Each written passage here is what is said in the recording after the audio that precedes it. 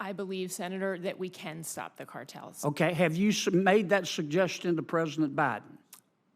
If I could, I believe that we can stop the cartels by Have you made that suggestion to President Biden? Senator, I have been very vocal in the whole of government setting on the importance of fentanyl, and all of us using every single effort and authority that we have. Why hasn't President Biden done it? I mean, this is the way the American people, whose sons and daughters are dying, look at it. Our economy is $23 trillion. Mexico's economy is $1.3 trillion. Ours is 18 times bigger. We buy $400 billion every year from Mexico. Without the people of America, Mexico, figuratively speaking, would be eating cat food out of a can and living in a tent behind an outback. So why don't you and the president, embarrassing no one, get on the phone and call President Lopez Obrador and make him a deal he can't refuse to allow our military and our law enforcement officials to go into Mexico and work with his to stop the cartels? Why don't you do that? Senator, what I am doing every single day is working with the incredible men and women of DEA who are risking their lives across 334 offices worldwide. And I appreciate that, but you're not doing what would work. Why won't you do what will work? Senator, we are... Why don't you call the president this afternoon and say, Mr. President, let's call President Lopez Obrador privately and make him a deal he can't refuse. Because we both know that President Lopez Obrador has neither the ability nor the will to stop the cartels. But yet we go along and pretend that they're our friends, and Mexico is our friend.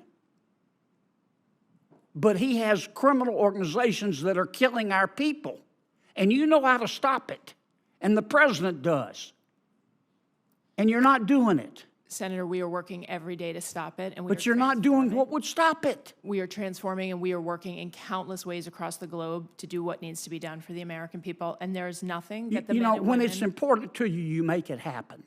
When it's not important to you, you make an excuse. As I'm listening to this interview, thank goodness I have not had any children who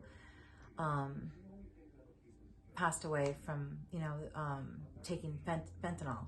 But every time I hear those stories, I'm just like, as a mom, as a parent, your heart just breaks to hear that there's still children and people, adults, dying from the fentanyl that's coming across our borders. And, I applaud Kennedy's passion in really trying to ask this woman the question, why aren't you doing what you can do to stop the drugs coming from Mexico? He even gives an example, of what to do. And I just hate when these people go to answer questions and they just answer around their talking points.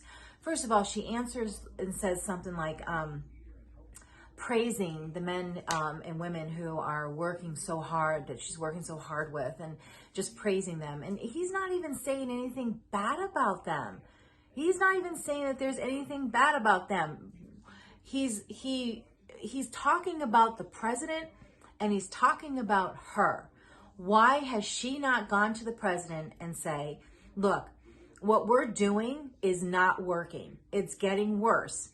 And as Kennedy said, make Mexico a deal, an offer that he can't refuse. I mean, it's simple as that. And then she just keeps on resulting back to her talking points.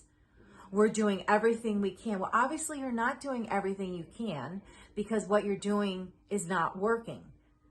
That's Kennedy's point, and I agree with him. And I love his passion around this, because this is really just sad that it's not getting dealt with.